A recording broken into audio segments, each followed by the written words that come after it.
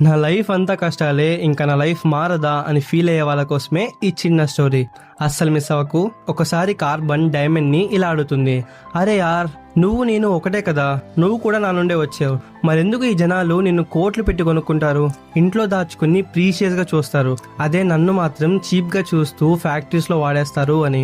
అప్పుడు డైమండ్ నవ్వుతూ ఇలా చెప్తుంది, ఇక్కడ నీకు నాకు ఒక్కటే తేడా, నీ మీద కొంచెం ప్రెషర్ పడగానే తట్టుకోలేక మట్టిలా మారిపోయి బొగ్గులా మిగిలిపోయావు, కానీ నేను భూమికి 200 కిలోమీటర్ల లోపల నలుగుతూ 1000 డిగ్రీల వేడిని కూడా భరించాను.